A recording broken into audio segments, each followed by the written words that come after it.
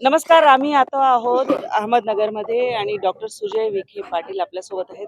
सुजयजी, एकतर आपली निवडणूक जी सुरू झाली ती काही वेगवेगळ्या नोटवर सुरू झाली असं म्हणायला पाहिजे. अनयुज्युअल की तुमच्याकडून निलेश लंकेंना तिकीट देऊ नका असा निरोप पाठवला गेला असा आरोप झाला.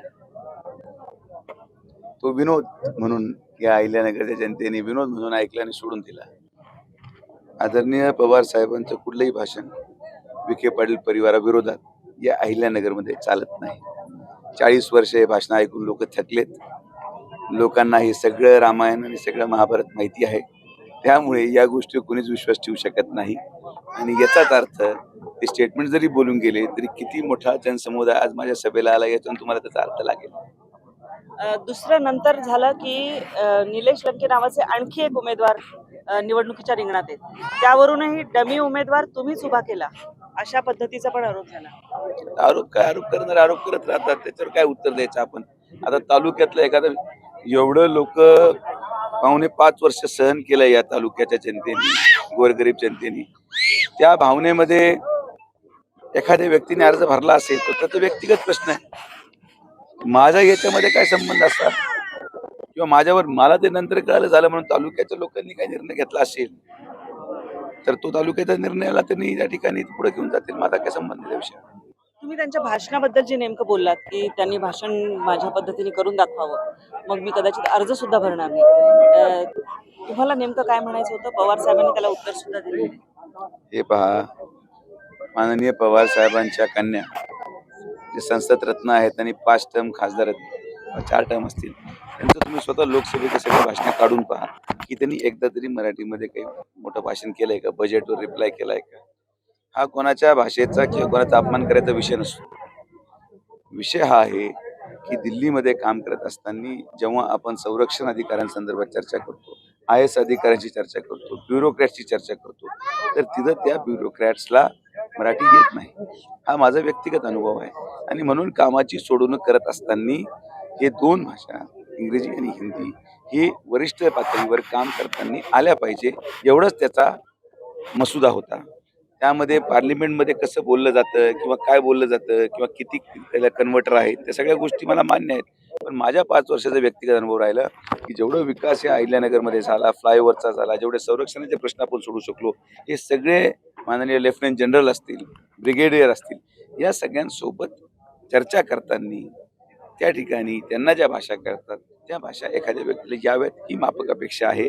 बाकी मातृभाषेबाबतीत आम्हाला सार्थ अभिमान आहे आणि त्या बाबतीत मला शंका असलेले कारण नाही. तुम्हाला कशा पद्धतीचा प्रतिसाद लोकांचा मिळतोय ते दिसतच आहे सभांमधून आणि सगळीकडून. यावेळी एक वेगळं समीकरण आहे महाराष्ट्रामध्ये.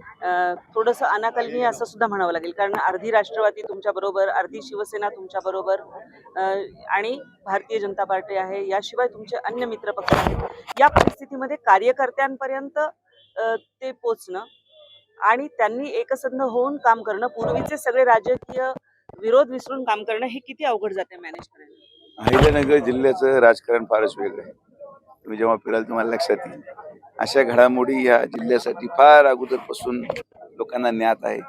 इथं काय फॅक्टर चालतो, कसा चालतो आणि कशामुळे चालतो, जेव्हा तुम्ही परिसरामध्ये फिराल तुम्हाला त्याचं उत्तर आपोआप मिळेल. ते मी बोलणं संयुक्तिक राहणार नाही. पण मला असं वाटतं की महायुतीच्या माध्यमातून जे लोक आदरणीय प्रधानमंत्री नरेंद्र मोदींना मानतात, जे लोक सनातन धर्माच्या संरक्षणासाठी आज एकत्रित आलात, ते सगळे लोक आज भारतीय जनता पार्टीच्या पाठीमागे खंबीरपणे उभं राहतील, याबाबतीत कुठली शंका नाही.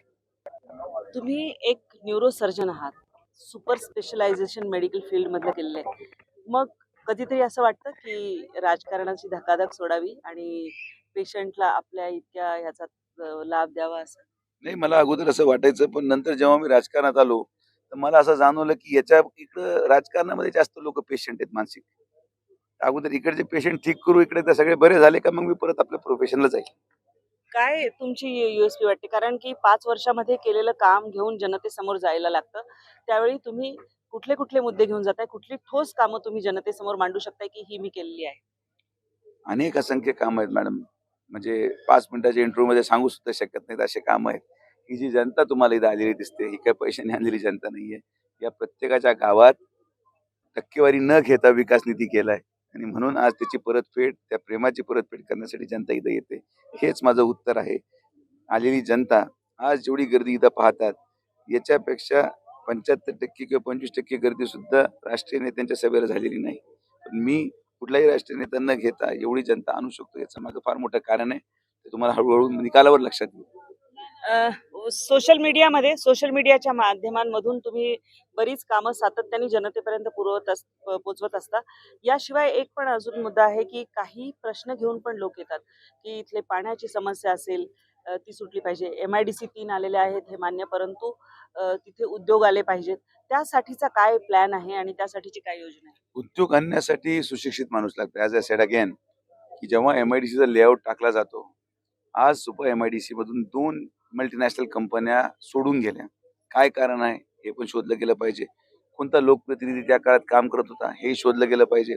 शेवटी आपण उद्योजकांशी जेव्हा बोलतो आणि उद्योगाची अपेक्षा करतो, तेव्हा येणारा माणूस हा त्या उद्योजकाला सुरक्षित वातावरण देऊ शकतो का, यावरच उद्योजकता अवलंबून असते. आणि ती सुरक्षित भावना कोणाच्या नेतृत्वाखाली मिळेल हे त्या उद्योजकाला माहिती आहे. आता मग उद्योजक यायचा असेल आणि त्याला सुरक्षित भावना मिळायची असेल आणि त्याच्या खाली त्याला ती सुरक्षित भावना मिळणार आहे, त्याला जनतेने निवडून दिलं तरच MIDC वाढेल, अन्यथा ती वाढणार नाही. अ, आपण जर देशभरातलं चित्र पाहिलं तर NDAने एक नारा दिलेला आहे 400 पारचा. पण महाराष्ट्रातली सध्याची सगळी परिस्थिती बघता एकंदर महाराष्ट्रामध्ये पूर्वी इकडं इतका आकडा येईल की नाही याबद्दल पण एक थोडंसं धाकधूक आहे, साशंकता आहे. काय सांगाल तुम्ही? मतदानाचं एक वैशिष्ट्य असतं नेहमी. कितीही गोंधळ असला, काही जरी असलं, किती जरी सर्व्हे रिपोर्ट असले, किती जरी लोकांनी सर्व्हे केले, जेव्हा सर्वसामान्य मतदार मत दाबायला जातो, तेव्हा त्या मतदान केंद्रावर 1 सेकंड तो विचार करतो, की देश कोणाकडे द्यायचा. आणि तुम्हाला सांगतो त्या बटनावर एखादा वेगळा माणूस दुसऱ्याकडे जरी बटन दाबणार असेल ना, पण शेवटच्या क्षणी त्याला मोदी आठवतो आणि तो कमळ दाबतो. हे वैशिष्ट्य मतदानाचं राहणार आणि तुम्हाला निकालातून हे कळेल. अ, कमळ जिथे जिथे आहे तिथे हे शक्य आहे. यावेळी तुम्हाला कमळाबरोबर बरोबर धनुष्यबाण पण सांगायचंय, यावेळी तुम्हाला कमळाबरोबर घड्याळ पण सांगायची आहे. हे मतदारापर्यंत कसं पोहोचवणार? मुळच पॅम्पलेटवर घड्याळ असो किंवा धनुष्यबाण असो किंवा कमळ असो, जिथं जिथं नरेंद्र मोदींचा फोटो आहे, आता मतदार जागरूक आहे आणि या जागरूक मतदाराला माहिती आहे की महायुतीचे घटक पक्ष आणि नरेंद्र मोदींच्या नेतृत्वाखाली कोण मतं मागतंय, कोण मोदींचा उमेदवार आहे. हा जेव्हा मतदार जातो तेव्हा जे काही महायुतीची रचना आहे किंवा देशामध्ये जे काही आमची NDAची रचना आहे, ते NDA मध्ये जिथं मोदी असतील तिथं मतदान पडणार. हे धोरण आजही आहे. फक्त ते आज कदाचित दिसत नसावं, पण निकालात 100% दिसणार. आणि ज्यांच्या विरोधात म्हणजे आपण वैर नको म्हणूया, पण जे राजकीय प्रतिस्पर्धी काही काळ होते ते तुमच्या सोबत आहेत आता. म्हणजे घड्याळ आणि खास करून राष्ट्रवादी. तर ज्यांच्यावरती पूर्वी टीका केली असेल, हे केली असेल, त्यांना यावेळी सामावून घेणं हा एक भाग आहे. कसं जनतेला सामोरं जात आहे हे सगळं सांगताना? जे माझ्या बरोबर आहेत त्यांच्यावर मी कधी टीका केलीच नाही. माझ्या बरोबर फक्त एकच व्यक्ती नव्हता या जिल्ह्यामध्ये जो आज माझा प्रतिस्पर्धी आहे. त्यामुळे तो तिकडे गेल्यामुळे मला तशी काही अडचण राहिली नाही. पण जेवढे लोक होते, हे सगळे लोकप्रतिनिधी जरी वेगळ्या वेगळ्या पक्षाचे असते, तरी सगळ्यांना बरोबर घेऊन विकासाचा दृष्टिकोन ठेवून आपण काम केलं. व्यक्तिगत टीका कधी केली नाही. विरोधी बेल्ट कधी आपण खेळलो नाही. कोणाचे विकास कामं थांबवले नाही. त्यामुळे कोणालाही असा माझ्या विरुद्ध फार रोष आहे आणि मी कोणाला एकत्रित ठेवू शकलो नाही असं अजिबात झालेलं नाही. या जिल्ह्यामध्ये तरी मी सांगू शकतो. एक तुम्ही हायली क्वालिफाईड म्हणजे ज्या लोकप्रतिनिधी आहात आणि त्या तुलनेमध्ये नेहमी विरोधी भूमिका घेतली जाते की 10 बाय 10च्या खोलीत राहणारे साधे, त्यांचा साधेपणा आहे, जमिनीवर बसतात. या सगळ्याचा एक आणखी जो जनतेला अपील होऊ शकणारा ज्याला मुद्दा आहे तो समोर आणला जातो. उमेदवार एवढा जर साधा असेल, तर त्यांच्याच 5 वर्षाच्या विधानसभेचं प्रतिनिधित्व त्यांनी केलं, तिथं एवढा मोठा उठाव का दिसतोय? कारण की हा पिक्चर या तालुक्याच्या गोरगरीब जनतेने 2019ला पाहून चालाय. आता फक्त बाहेरच्या लोकांनी पाहिलं नाही, पण तुम्ही विश्वास ठेवा, हा तालुका नेहमी एक परिवर्तनाची नांदी म्हणून वागणारा तालुका आहे. हे लोक आता सगळेजण आपल्या आपल्या नातेवाईकांकडे निघणार आणि इथल्या समोरच्या उमेदवाराची जो इथला सत्ताधारी आमदार राहिलेला आहे पावणे बाजूच्या याची पोलखोल करून सगळं चित्र उघडं करणं. तुम्ही थांबा थोडे महिने, एक महिना नाही, एक 10 दिवस थांबा. 4 जूनला असेच फटाके वाजणार. याच्यापेक्षा जास्त. तुम्हाला निवडणुकीच्या खूप खूप शुभेच्छा. हे डॉक्टर सुजय विखे पाटील आपल्याशी बोलत होते आणि ते सांगत होते की कशा पद्धतीने ही निवडणूक त्यांच्यासाठी आहे. या आणि अशा प्रकारच्या मुलाखतींसाठी तुम्ही आमचं चॅनल नक्की बघा. आमचं चॅनल सबस्क्राईब करायला विसरू नका आणि तुमच्या कमेंट्स आमच्यापर्यंत जरूर कळवा. कॅमेरामन विनोद इंगोलेसह प्रतिभा चंद्रन, अहमदनगर.